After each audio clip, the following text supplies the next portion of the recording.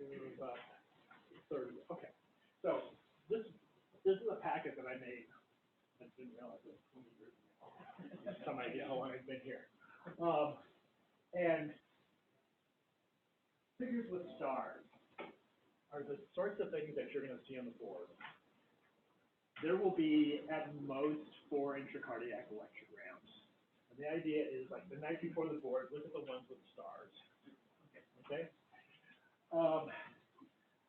And so just some orientation here. These are ECG leads.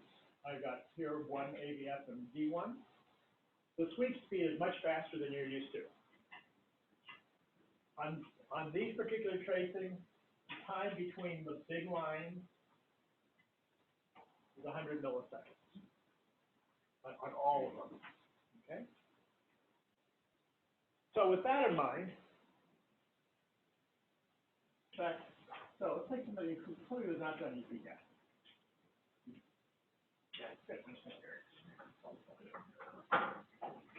So measure the time between 2 RR intervals, or 2 QRS complexes.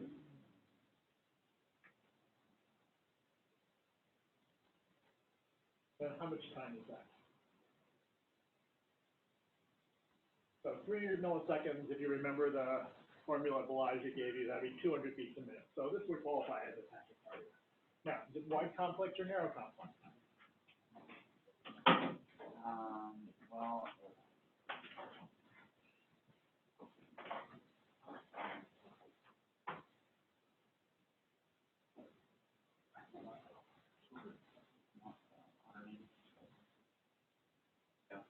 so it's a wide complex tachycardia. Okay, so the differential diagnosis of a wide complex tachycardia is? Either from the tachycardia or atrial supraventricular tachycardia with the okay. So, if we look at AVF, you know, we might wonder, is that a QRS complex in a retrograde P wave? You know, it's kind of hard to tell from just the ECG, although being 180 milliseconds is most likely to be key. Now, catheter RV apex.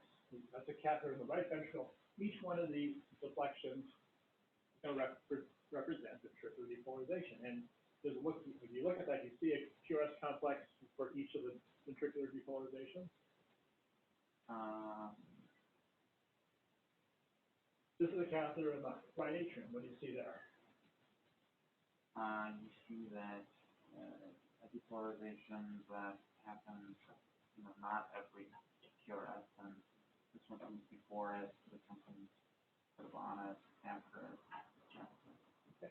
So this is basically showing you, without question, where the P waves are. So your diagnosis would be EP. All right. So EP is not so difficult. Thank you. All right. Now we'll ramp it up a little bit here. Anybody who's done EP, if you put a HIS catheter in, you will know, you probably realize that there's exactly one position in which that HIS catheter is going to record what you want it to record. All right, so this is supposed to be,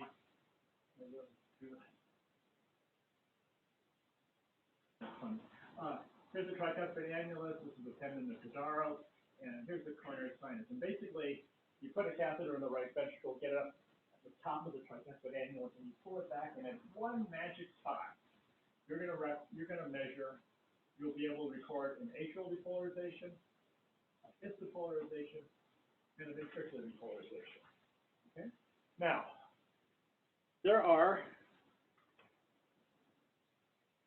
several intervals that we measure, but for our purposes today, we're just going to deal with 2 of them. And Balaji mentioned them, at least mentioned a couple of, I can't remember which one. I know he mentioned the AH interval. Does anybody remember how we measure the AH interval? Any A to H. Earliest A. Earliest A. I've heard earliest A, I've heard any A. No, earliest. There you go. For HIS A. Okay.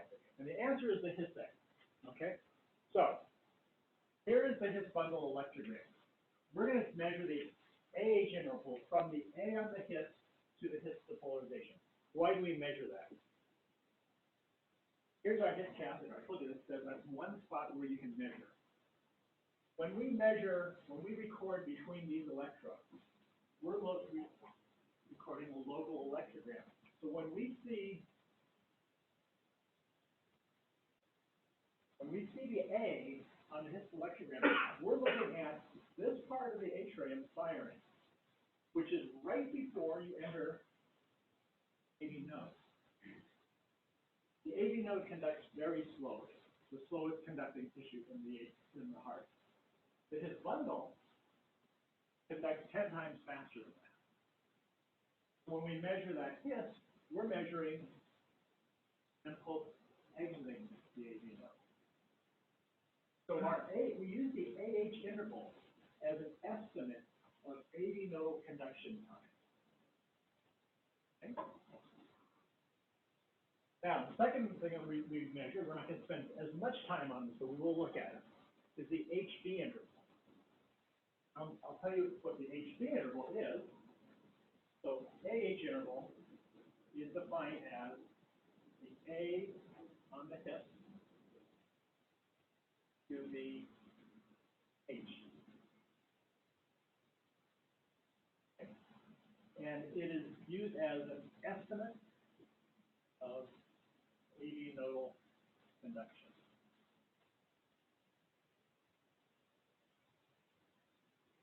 The other interval we measure is the HB interval. And we use the HB interval to estimate its Purkinje conduction. Anybody know how we measure the HB interval? H, the first Z anywhere. The problem that we have, unlike the H is easy, so we can tell when we enter the Purkinje system. The trouble is, we break into the bundle branches and the fascicles and all those Purkinje fibers, and we never know where we're going to exit first. So we take as a surrogate the earliest evidence of ventricular depolarization anywhere.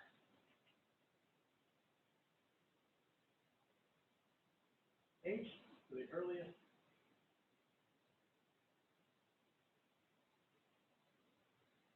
So, now I realize you're not going to be able to tell for sure, but I mean, any idea where do you think the earliest D might be on this tracing? RDA, yeah, and I think when I looked at this, I think that's the closest, but every ECG lead that you have, every catheter that you have in the heart, they all count. Okay? Oh, go ahead. This is a slide I've added, I just told you everything there. All right. We also we often put in a catheter in the coronary sinus, all right? So here's our hip catheter, here's a catheter in the coronary sinus. We have pairs of electrodes. The coronary sinus, as you know, sits between the left atrium and the left ventricle. And for that reason, you will be able to typically record the left atrium and the left ventricle, and you're going to record right in the area of those electrodes. Okay? So let's look at another tracing. So we'd like to do the next one. Somebody else who hasn't done EP.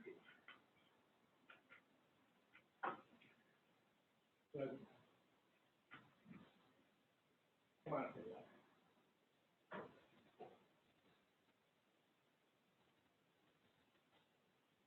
Okay. So first of all, look at the surface ECG, and what's the rhythm? It's like sinus, I'm not, shouldn't be fooled, there would be anything tricky here. What's the PR interval?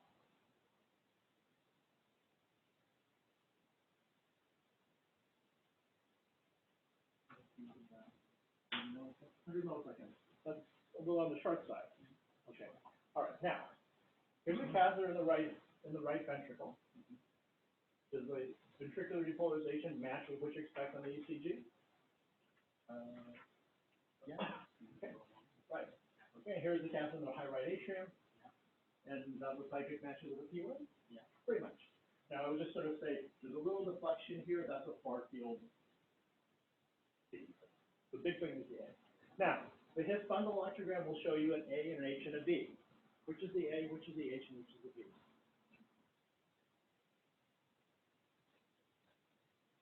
Okay. Now the coronary sinus will show you an A and a V. Which is which? Start with this one. CST means CS proximal, so near the os. And here's distal. A and V. Okay, and how about here? And how about here? What about here? Kind of on top of each other. Yeah. Okay. Now, it's going to be hard for you to see from there, but if you step back, which is the earliest V? The one where there's one. So what do you estimate the HV interval to be? From the H to the earliest V. Oh. Yeah. It's negative or 0. It's really small. Okay? Now, any idea what that might represent?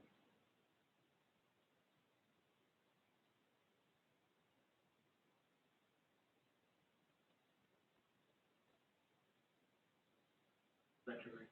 Okay. No, so let me take it a different way. The CR interval is short. Yeah. That looks like WPW. That looks like WPW. What is WPW? Accessory pathway. That's retrograde. Oh, not retrograde. It's because it's just an extra connection. Right. It may be retrograde, but it may be antegrade. You have an extra way to connect the atrium to the ventricle. And if that pathway will conduct from the atrium to the ventricle, it can activate the ventricle first. It can re-excite. It can beat. Okay. Come back. Yeah, well, we're going to come there later on. This is just sinus. Okay. So, any idea where that extra pathway might be inserted? Originating here.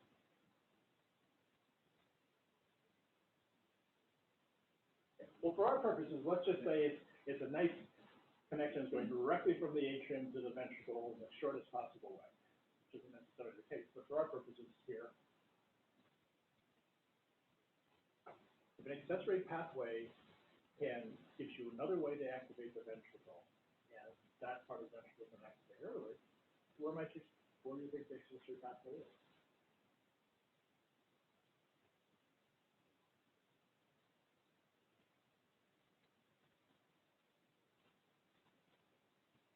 Okay, so the name of conduction would be through the His bundle. Right. Yeah. So here's the atrium, so the AV node, and now this is your His vicinity system. But now,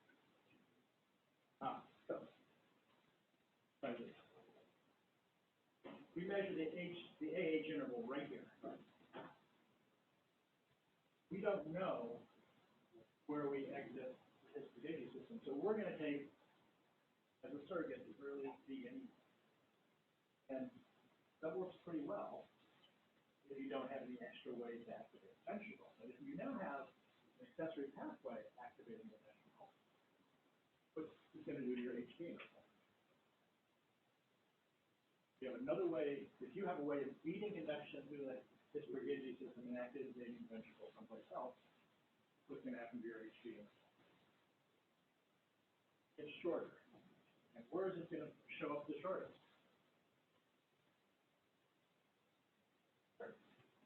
Where do you think the pathway inserts?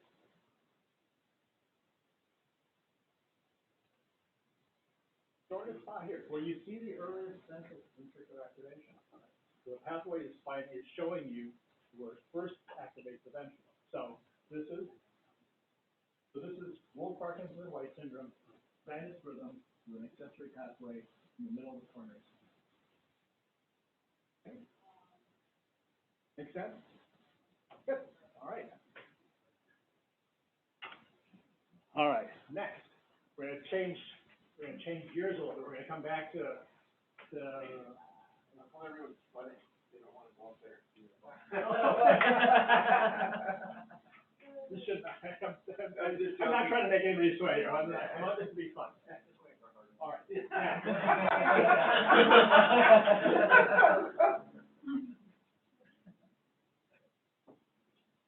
Who wants to come up next?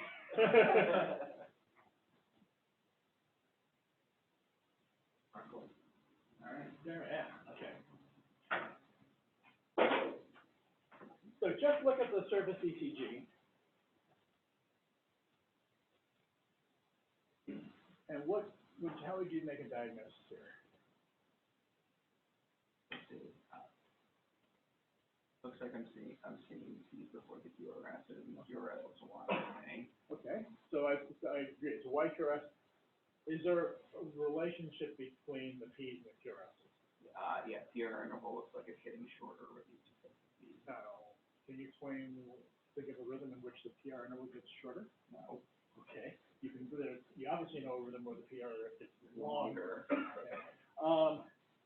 Can you point out the P waves?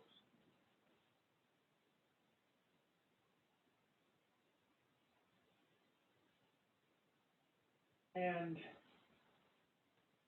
if there's nothing, why don't you take your calipers, measure the time between two QRS complexes. Let's do it on the sort of opposite.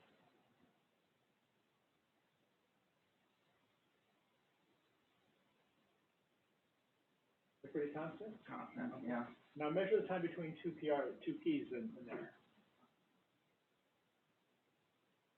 Are they constant?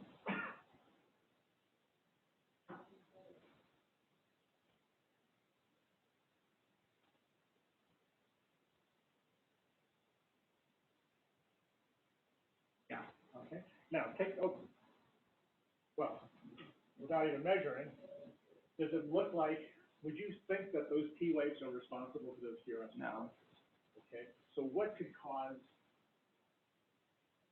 when you have no relationship between the P's and the QRS complexes, what could?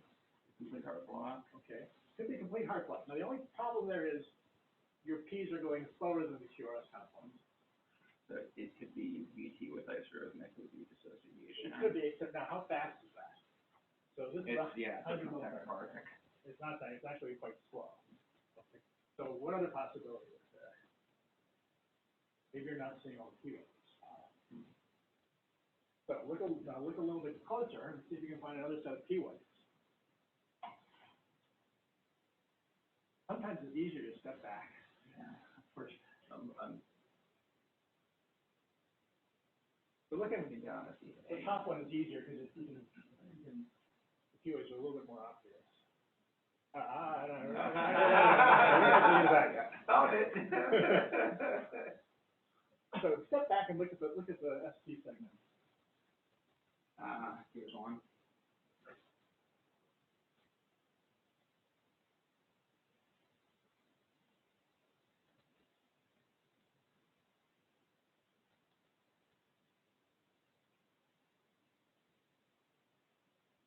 Full shoulder on this QRS here. Yeah. Okay, so now it makes sense. Yeah. So it makes more sense now that this should be complete heart block. Okay. Now you said the QRSs are wide. So with a wide escape rhythm, like they come from what's it? Ventricular escape. Could be a ventricular. Could be a junctional escape rhythm with aberrant induction, or it could be a. So if it's a ventricular escape rhythm and you've got complete heart block, you've got two options. I'll give you two options here. There's complete block in the AV node, or there's block down in the histoconfusion. Which is more likely? It's more likely that it's going to be lower. It's more likely going to be lower, because that's where you expect to see complete heart block with a ventricular escape rhythm. Okay. Now, go to the intracardiac electrograms. Now, you already noticed the P waves on the. Yeah. Okay, so we can confirm that those are P waves. Here are your QRS complexes. Now, let's go to the HIST electrogram. So, start with, where do we want to start? Let's start sort of in the middle here. nothing else around. The His bundle electrogram, where's the A? This B.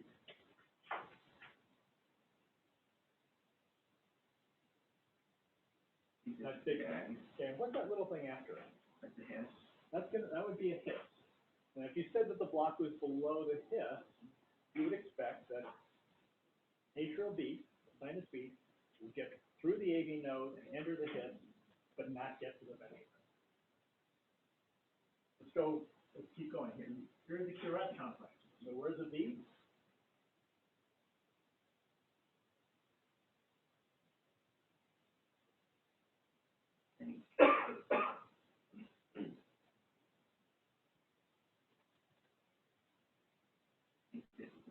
Start lower. Look what you got here. See this? The apex. It comes straight down. Here. And then what's the next one? That's an A. Okay, and how do you know it's an A? There. Yeah, it comes out from high. What's after it? An hiss. Another hiss. And no V. And no V. And we go on to the next thing. A, hiss. And the V. But did that V come from that hiss? Well, if you just saw that, you say, yeah. But if you look at it in with the rest of the short pacing, you realize that just happened to be where the escape key is. All right. Now, this is a fact of life here. You see an A, you don't see a hiss. That hiss electrogram can be difficult to record. A little respiration, and you may lose the hiss. Let's back up a little bit here. What's happening here? Which is the A, which is the V, which is the hiss. Let's see. I see A, hiss, and then a V here. Okay, and then down here in the hiss electrode. okay. A, Okay. hiss, no V. A, hiss, and V. Okay, so the big heart block, ventricular escape rhythm.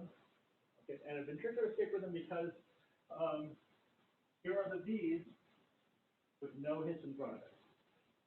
The ventricular depolarization has nothing to do with the junction. It's coming from the ventricle itself.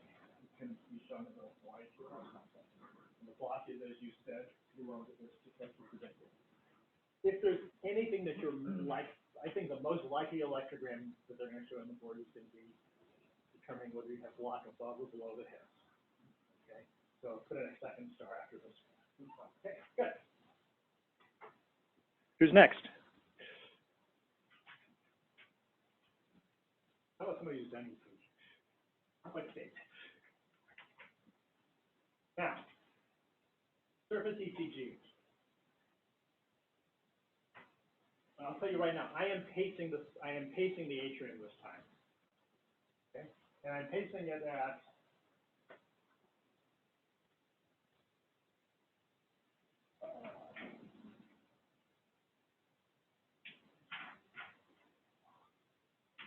probably about 100 and 110, 120. Okay, so this little thing here, that's the pacing. Take a look at the surface ECG and tell us what you see.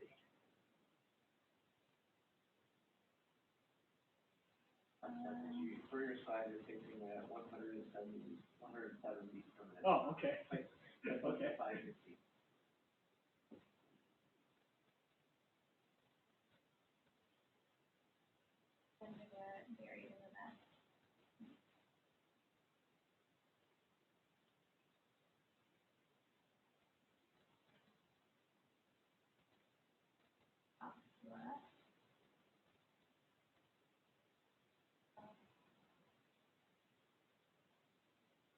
Like a Winky-Bach block.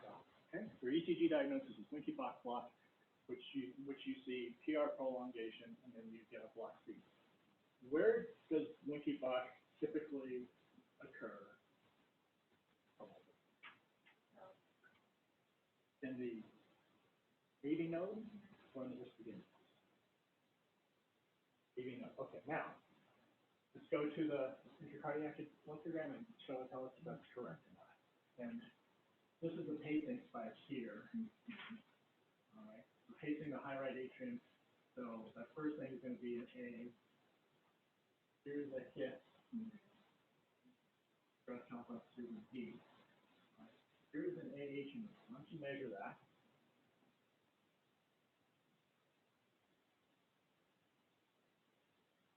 And the next one. Okay, now that's your, I think you got the patient's right. Oh. You can cheat and do that, but let's try to be, let's do it the right way. Okay, so then it's a little longer. Okay? So then, Okay?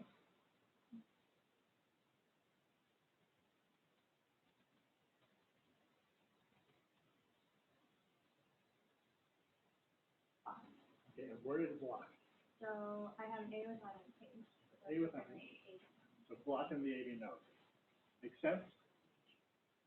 Okay, so as Kate predicted, Winky box normally exists in the AV node. At this pacing cycle length, you get gradual prolongation of the AH interval until you block in the AV node and there's nothing. Okay, so block was above the hiss. Okay, okay. So just do the wake, so the waking box cycle length would be 560. This would, yeah, I mean, maybe, yes. I mean, maybe if I paced a little bit slower, I would have gotten the same thing. I think I just paced to get a nice tracing for this purpose here.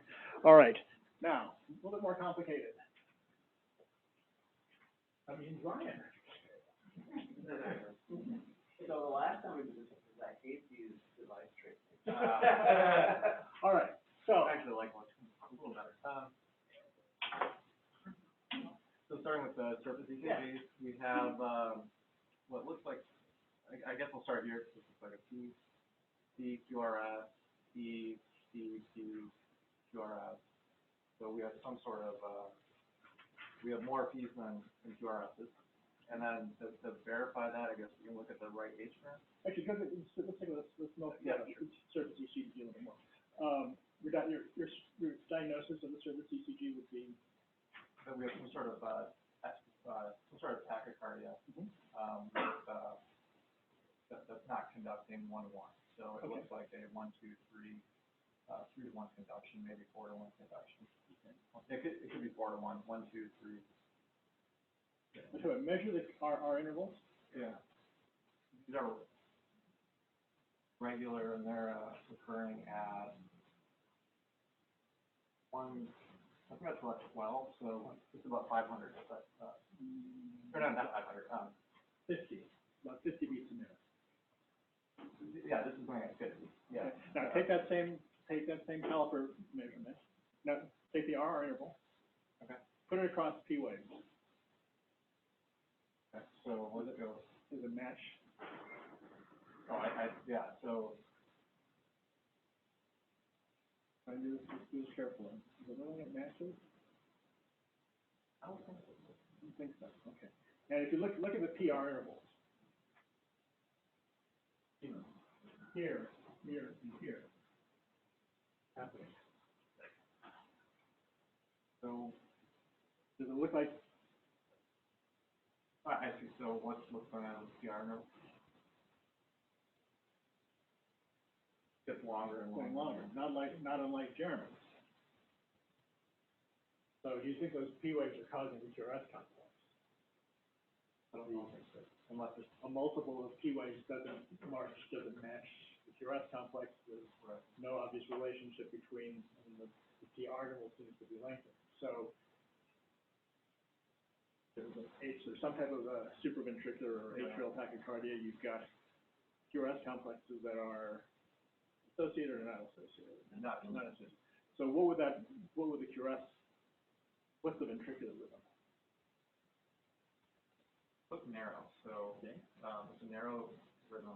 So it could be coming from the junction. I mean, this could be junctional. You would expect a junctional escape rhythm. Yeah. And a junctional 50 beats a minute. Junctional. Yeah. Okay. So now we go to intracardiac electrograms and see if that verifies what you said. Yeah. So yeah, we have this matches with our QRS. So we're seeing RV spikes at a rate of 50. So look at the look at the his bundle electrogram. Where are the A's?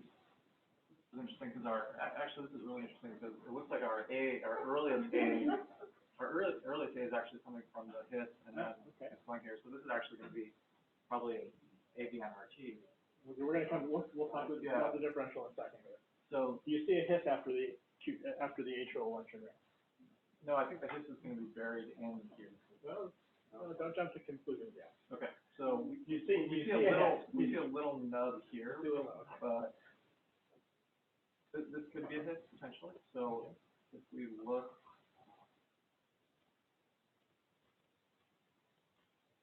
not convincing. Okay, let me ask you this.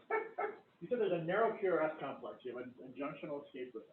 If you've got a junctional escape rhythm, would you expect the block to be high in the AV node or low in the His-Purkinje system? So high up because it's narrow. Okay. Now look at the his bundle. I happen to have two different channels, and that's just because that's where the catheter's at. Tell us what's happening on or distal his. Distal hits, we're not seeing A's. You're not seeing A's. What are you seeing? We're seeing PD. So what are these? And then you see this before HB. So this actually, this might be the hit. Yeah. So this is the hit here. Okay, so we have short, actually probably shorter normal HB. What's that telling you? So the block is between the A and the A. Okay, so the block is between the A and the H, and where's your escape rhythm coming from? Okay, so it's an infrahypnotic state. Your escape is coming above the his because you're getting a his electrogram. Okay. Your escape is coming from the junction, whatever that is. The junction, yeah. What is a junction?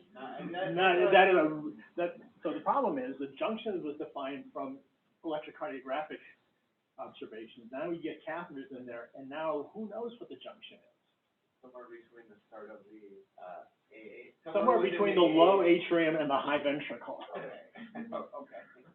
Okay? And yeah, that's confusing. Very much so. So then, is our hit? So I guess on here, our hit is So that actually Here. is a hit here. here. Okay. Okay. All right. Now, let me just go with a nod towards the supraventricular tachycardia. Electrophysiologists think of supraventricular tachycardia in three major groups.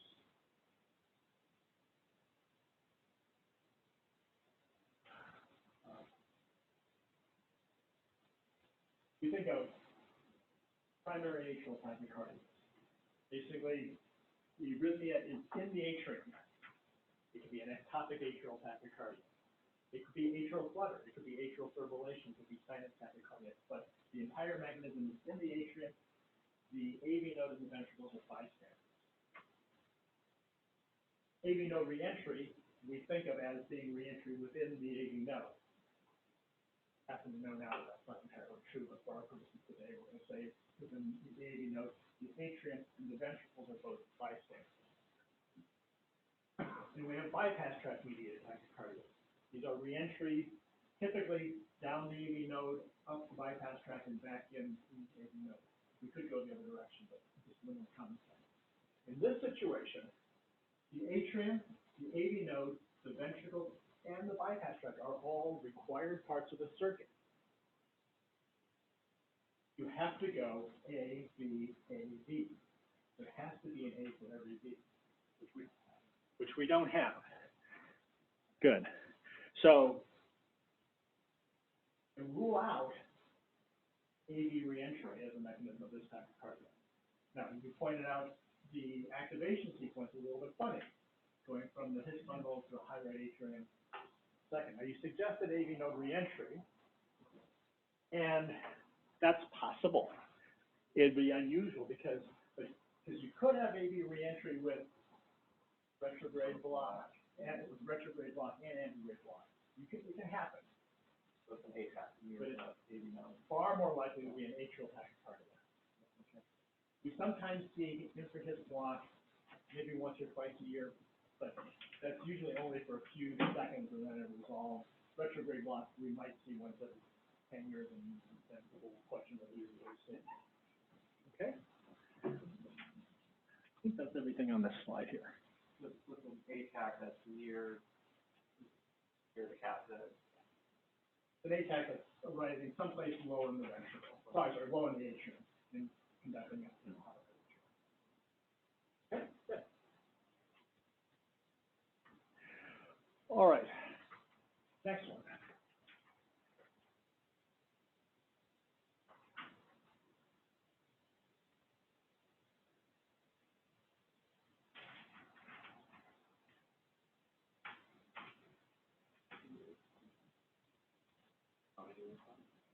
Okay. Oh, wait, you're doing it here, right? Yeah. How do you want the next one? All right. All right. Great. Huh? All right.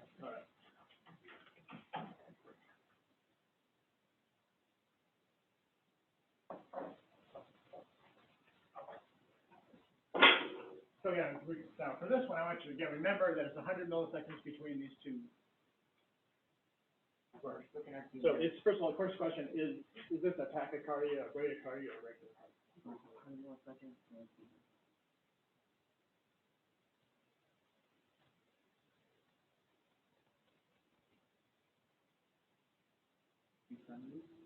Okay. So fast. So that's fast. So tachycardia. Is it narrow complex or wide complex? Y complex. I'll measure it. All right, here we go. Oh yeah, it's narrow. It's a narrow complex. Narrow complex. Narrow complex tachycardia. Okay, now remember we just went through that differential diagnosis. So now, The Y complex. Oh, and I'm also PA. okay, so I'm gonna just, we're gonna, I won't make you do that. Okay. What I want you to do is take the QRS complex. Mm-hmm. Here's a right ventricular apex. You see the V, the ventricular signal in the RV? Yeah, a little different, but no. Yeah, okay, so the catheter moves. But the point is, the deflections in the RV catheter match the QRS complex. Yeah. Now, here's a high radiation. Now, you see two squiggles here. And of course, this is unfortunately the quality of the recording. A small squiggle here and a bigger squiggle here. The small squiggle here is the far field QRS complex. Okay, so this thing which has no ventricular activity around it, then must be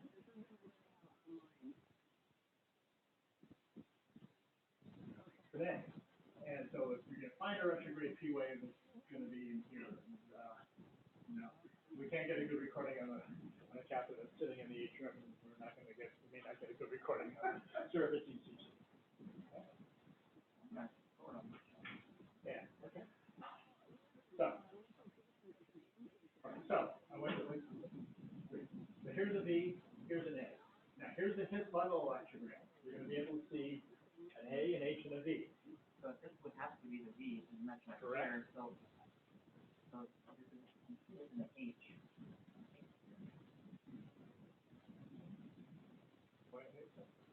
So this is the V. This was the A, so what's this? A. All right. Now back up. What's this?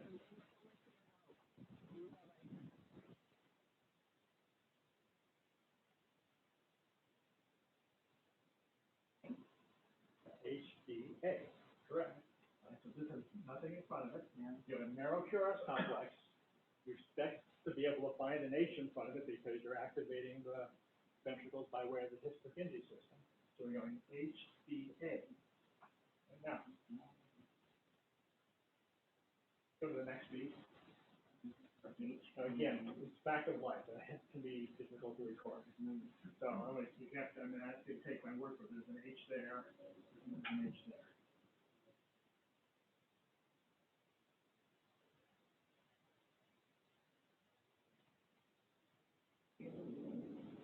Okay.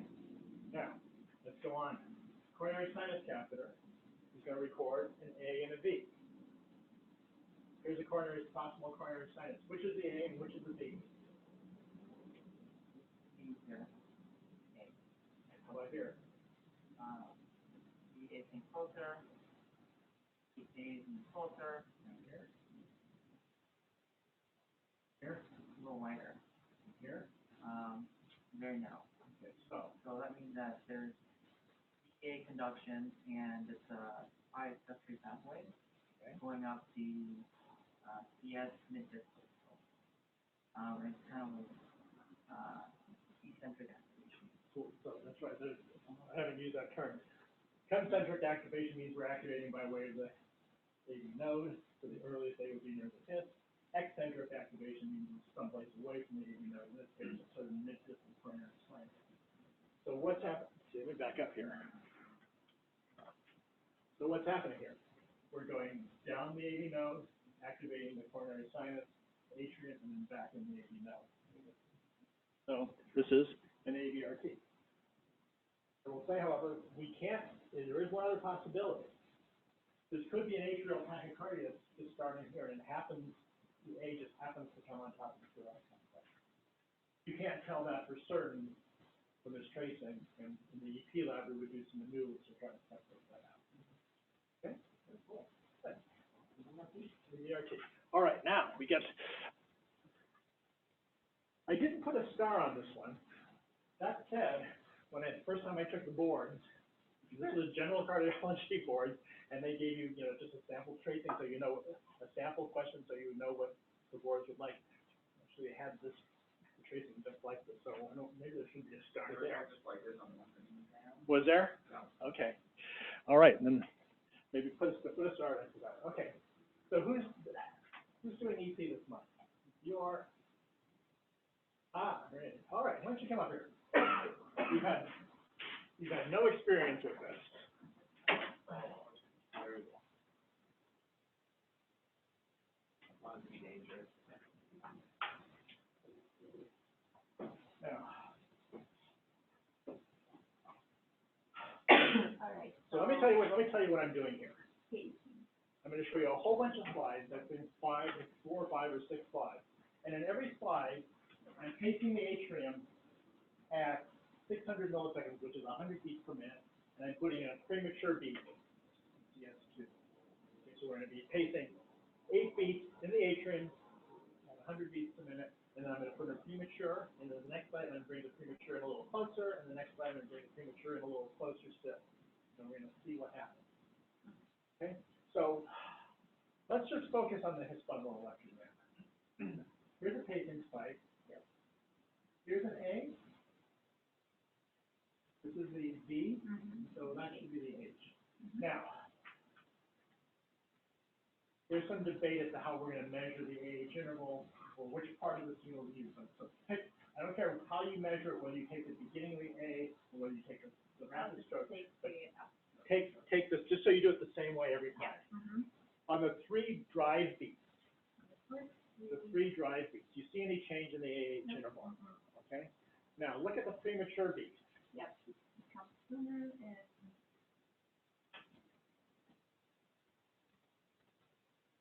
A little bit longer. Not much, but a little bit. A little bit. Okay. Now measure the HD interval on the 3 drive beats. Does it change? Yeah.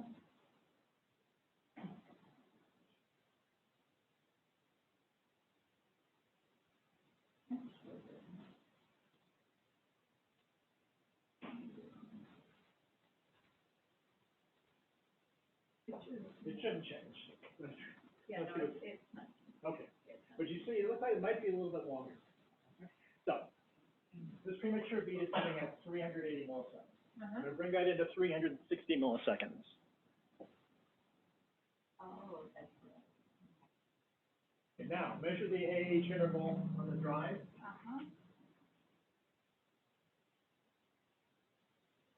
And now look at the H on the premature beat. And this is like, Now it's distinctly longer. it is. Now measure the HB interval on this beat and compare it to the previous one.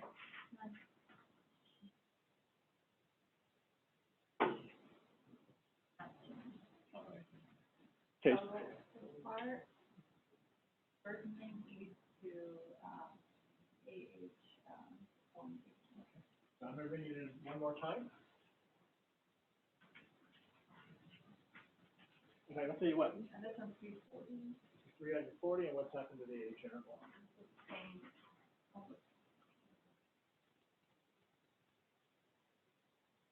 How about, in fact, how long is that H interval? This one? Yeah. The last one? Yeah. Yeah. We'll just do that. Yeah.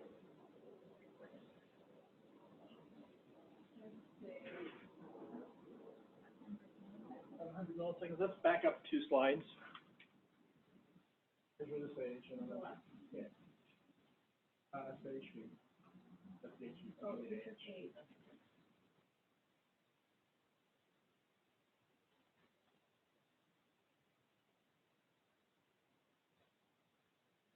About 80. So it's going up a little bit, all right? So what we're seeing is a property we call decremental conduction. Some tissue, notably the AV node, the more rapidly you stimulate the AV node, the slower the conduction through the AV node. Okay? So as the atrial rate increases, AV node conduction slows. As the atrial rate increases, the AH interval lengthens. At some rate, the AV node conduction is going to be so slow it can't keep up. That's when you see Winky box. Okay? Now, I come in even more. 330 milliseconds. What happens to the AH interval? The HV interval typically does not change with heart rate. The HV interval is usually all or none. It conducts or it fails.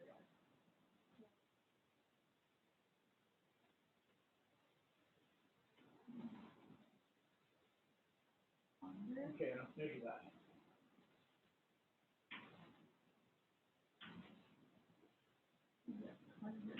Okay.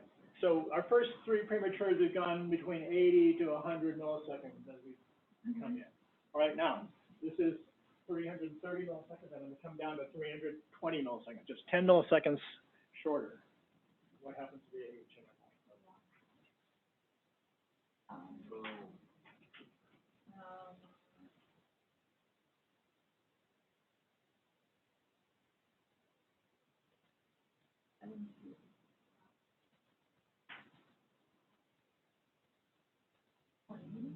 Now to 180. That's a big difference. What's happened? Anybody know? Oh, okay. Yes. So, what I've done, this is my own measurement. Here are our first 4 beats, and the AH will gradually prolong, and all of a sudden, the AH will jump even more. That's going to be the next model. And our interpretation is that our first several premature beats are conducting on the fast pathway and showing decremental conduction. We've now reached the point where the fast pathway is refractory, and we start seeing the slow pathway. The slow pathway is probably here, but you never see it because the fast pathway always is. Okay? Next one. Now, I think we came down to 280 milliseconds here. Okay. But now what's happening? So this one is small, and then the next one is very, very long. Okay, but now something else has happened after this.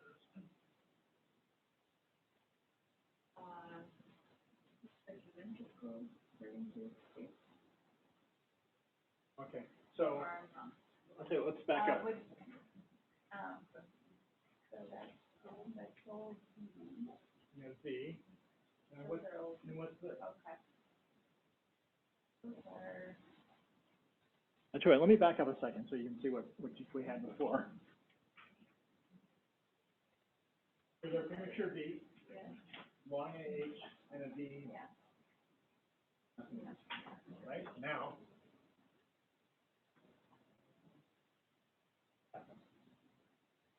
There's a premature V, long AH, V, but now something else is happening. 2 things we haven't seen before.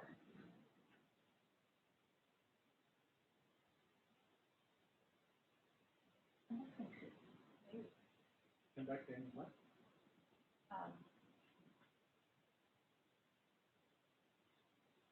Yeah, Conducting to the A. yeah, How is it conducting to the A? uh, What's the, how do we get from this A to this H? You already said, we're down to the flow pathway. yeah. So if you're going back to the A, and what's left? Oh, Why did we get to the fast pathway now when we didn't before? Well, what, now, the refractor here again.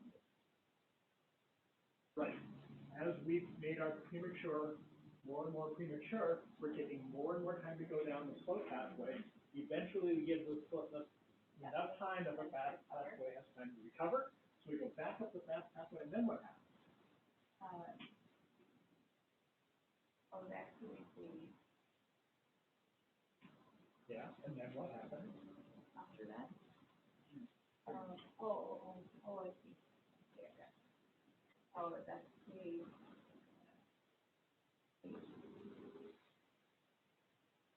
Okay, so that's the. So you've got, well, 2 beats. Yeah. I mean, 2 beats. 2 beats of ADRT, but you're now going down the slow pathway again and back up the fast pathway. All right. And I think, what do I have here? So, these are the slides I took from the original talk, and I'm moving them up here. So, AV node reentry. Usually, we're down the slow pathway and up the fast pathway, right? This is the more common form, okay? And it starts with an AH delay. Normally, in normal sinus rhythm, the fast pathway wins the race, and you see a normal PR interval. But put in a premature beat, if it finds the fast pathway refractory, you're going to jump out to the slow pathway. If there's enough delay in the slow pathway, the fast pathway can recover, and you'll have AV node reentry. We didn't get a chance to talk about this, but the RP interval is normally extremely short. Why? Because from this common point, we're activating the atrium and ventricle at almost the same time.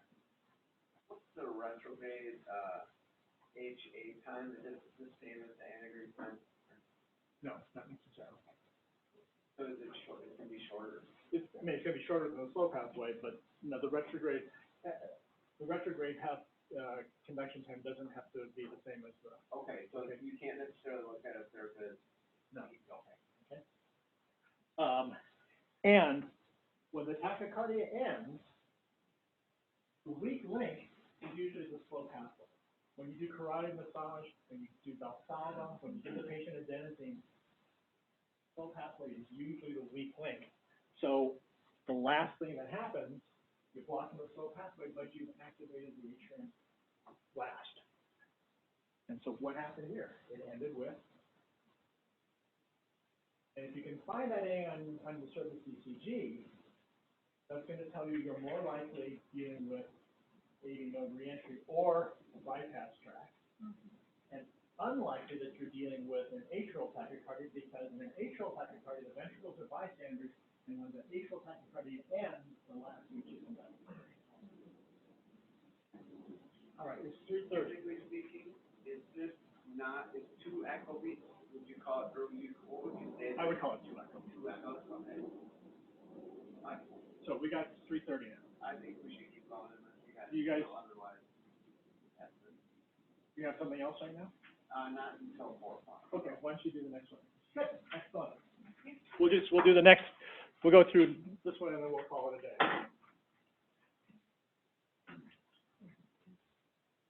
All right. It's gonna be the same thing. A drive and 1 premature beat. And it's the same cycle length, 600 milliseconds or 100 beats a minute. We're starting at 400 milliseconds. And start by looking at the surface ECG and tell us what you see. So we see, what we got, 100 milliseconds. Okay. 600. Okay, now I'm pacing the atrium. Right. So that's gonna be basically, About 200 milliseconds okay, from stim to V. okay. And then the QRS looks narrow, basically. the widest is, so it's narrow, and then you can see when the morphology of the ventricle changes when your drivetrain shortens. Okay, so with the premature, we put in a premature atrial beat, the QRS widens. So there's no variancy. So there's some aberrancy. What can cause aberrancy? Well, if you're in the relative refractive period of the bundle wrench. Okay, so it could be aberrant conduction through the bundle branches. What else can it do? What else can cause a wide QRS complex with a premature? You're going down an accessory pathway. Going down an accessory pathway. Okay. So now, we want you to measure the age. Well, first of all, confirm, and Marina showed us, does the age interval shorten with the premature? I'm sorry, does the age interval lengthen with the premature beat? What's the first one? A. So that's probably our fifth year. So, well, I guess part of that, this does lengthen. Oh, is everybody able to, I didn't draw, they just threw it, but can everybody identify the A and the H and the V on the electrogram? So this makes me wonder, if we call this the his here, then why would the his be not quite as sharp in the stem? Is motion, okay. Because sometimes it can, especially with a premature. Okay, so I would say that. Does the AH prolong the way you predicted? Yeah,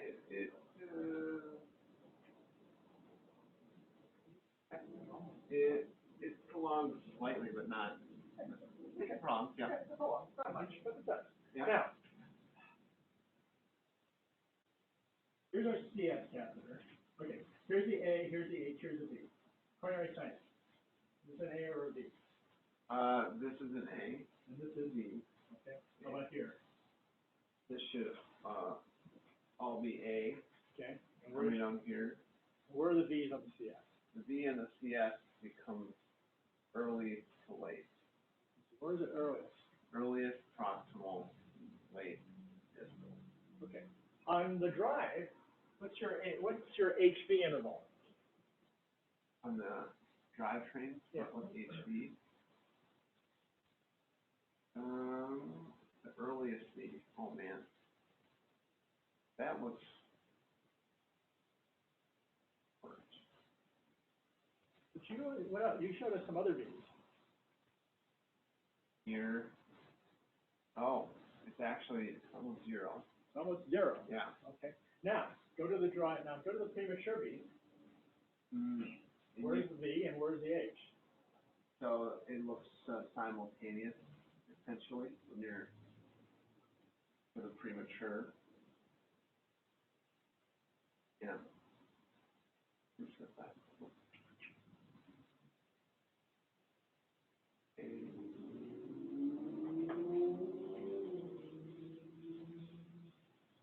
Yeah, they almost look earlier.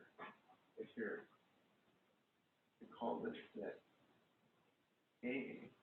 Huh.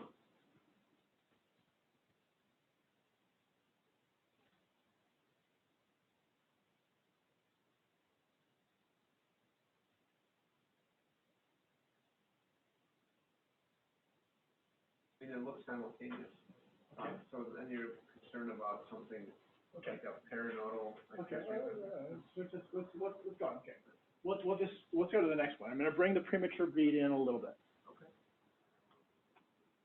What happens to the QRS complex on the surface ECG? It widens even more. Even more. Yep. And what widened it? Does it look like it's slow conduction on the beginning or slow conduction on the end? Very slow at the beginning. At the beginning. Kind of a slurred up. Kind of a slur. Yeah. Okay. Now, take a look at the AH interval. Did the AH interval prolong in the premature beat? AH interval. Oh, A, sorry. No. Well, yeah, it did, pardon me. It's supposed to. It did, yeah. So AH prolonged appropriately, but our V's still show up before the hit. Okay, now, what's the HV interval on this beat? this one is measurable, but much shorter. Well, wait a minute, where's the H? The HV or the A? HV. HV, I'm sorry, so it'd be Negative. Okay, so here's your D, here's your H. Yeah. Okay, so what's happened here? More signals going down the accessory pathway. Right. And why is it going down, why is more signal going down the accessory? Delay in the A. Because you're getting more delay in the AH interval, which is more time to get deeper in the ventral by way of the accessory pathway. That's not math. You're masking the pre-excitation, you're delaying here, you're getting more pre-excitation here. Your HV interval is gone from short to negative because we're absolutely beating the AV node because of the delay we put in from our premature beat. Okay. Now, bring in another premature. So where this is 600, 340, here's 600, 320. Now look at the QRS complex. What's happening? it looks so it looks much almost identical to the premature complex conductor. The QRS looks almost identical to the on the surface ECG. Almost identical, but not identical. Not identical, almost identical. And why is it not identical? There is, particularly at the beginning, Okay, we'll answer that question. We'll come back to that question. Look at did the AH interval prolong further?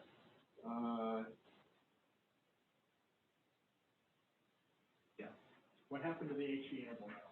Now the HV, the HV interval is now actually, After AH.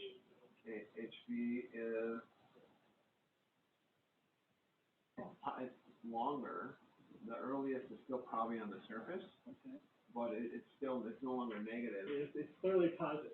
So you're going, So what's happened? now you've blocked the integrated conduction through your accessory pathway and you're going through the AV node. Okay. So now the premature is so early, the accessory pathway is refractory, going purely down the AV node. The HV interval normalizes, the QRS narrows, and that QRS is not the same as the drives because these are pre-excited. It's not obvious on the surface ECG. You do see it if you look at the coronary sinus. Yeah, so this is still earliest in there's still some that comes early here, right? Yeah. But look at where the point is, the DA time, so the AD time is very short here, Right. way out there, because we're activating the ventricle purely by way of the AV node now. Okay. Everybody okay with this? Right. I'm going to bring the premature in. Oh. Go ahead. So I would say this is starting to look like a less dangerous pathway if we're activating it. Well, if it's blocking or good you know. That might be true. Okay. Because we're blocking relatively wide out there. But actually, the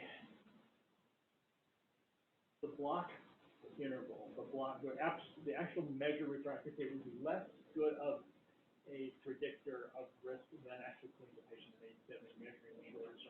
Oh. That's something we could talk about another time. All right. There's a couple. Okay. Now, bring in the premature even further. And what do you see? So HV is definitely prolonged, and now it looks even more identical with what that QRS is narrow? Yeah. Okay. Yeah. And now look at the coronary sinus electrogram, and what do you see? So now we're starting to see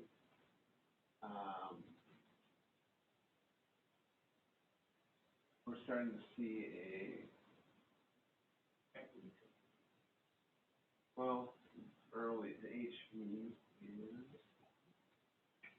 Where's the H? H, so, And it's hard to see to this one. Gosh, on that much there. So let's say it's here. Then I'm looking at the CS one. Yeah, what's that? And so I think what we're getting is another A here, and so now we're starting to get an echo back up. And where's the echo coming from? It's gonna come with earliest.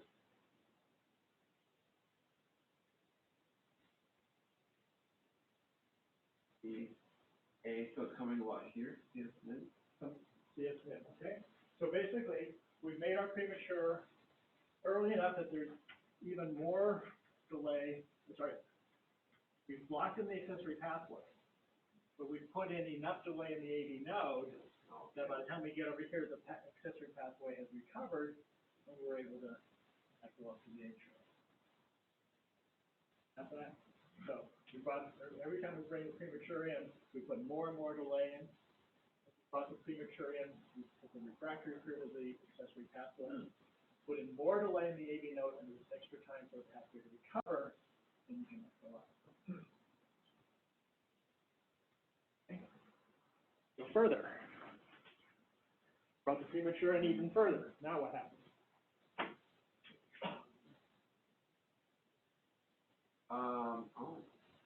So we've blocked completely here in the AV node, but we're getting You see hits afterwards? No hits, why not? yeah. Get the refractory period of what structure? No, not the H-ray, the AV node. The AV node. Okay, we put in the premature beat, we captured the atrium, but we haven't gotten to the AV node, there's no hits. We put the refractory period of the AV node. So we still listen to A. The AV node refractory period. Okay. Now, why, and what's a little confusing is why does the activation look still a little funny? I know it's a little bit funny. Probably because I don't know where I got this catheter, and it may be wrapped around enough that this is actually, got it. even though it's proximal, even though it's distal, it may be closer to the, It's so you're almost I may be out. up around. Okay, so that, Okay. so this, kind of looking at it from here would be the best way to look at it, wrapping around my interior. Yeah, okay, and I think I've got one more slide here. And this time we've given isoproterenol. Doing shorter drivetrain. So, HV,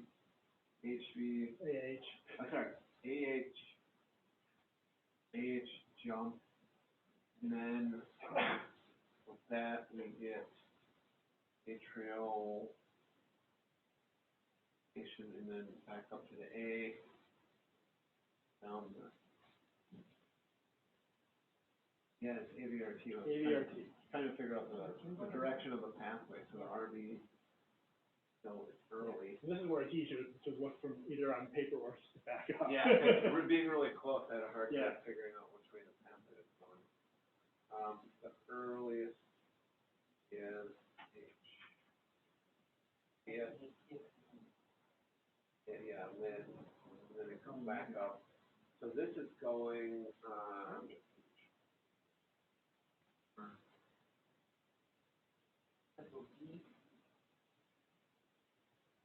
So, drivetrain premature beat, delay in the AV node, along the H interval. It's blocked in the accessory, this is premature, you have to block in the accessory pathway. now it's It becomes narrow. There's enough delay that the pathway recovers, and you're able to come up the accessory pathway,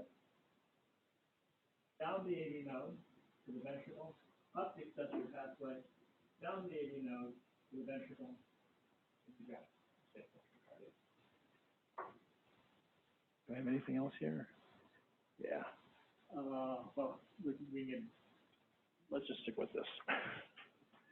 Okay. And this is probably a good place to stop. Question? There's an extra tracing, kick us off. It goes on the AV node, that node is closer to the H-ray. Yeah. No, when you when you get the echo beat, the A, Let me come up and show you. Yeah. So, What is it? AH, H, E, H, E, right? That's kind of how we're going through, okay. so is this H? H. So basically, so this is a V. Yep. So V up to A. Yep. H, V. Yep. And then, V up to A. And just by the way, this is the high right atrium, this is by the AV node. We're going from the AV node down the hip, this is a bystander, right? We're sort of going like this. We're coming up, Because we're not using. we're coming up like this, Yeah. to halfway and up here to the high right atrium. So the HRA doesn't come, is The high right atrium is a bystander, it's not. That's why it's going way delayed. Yes, that's what's confusing it. Yeah. Any other questions? We have EP 201, the next. Yeah, okay. 201. All right, well, thank you.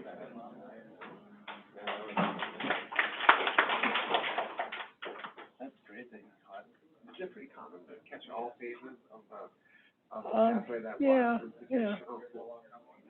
Or, it used to be more common, because we used to have 2 of those a week. Right. Now, if we get 2 a month, we're lucky. Well, that was back when everyone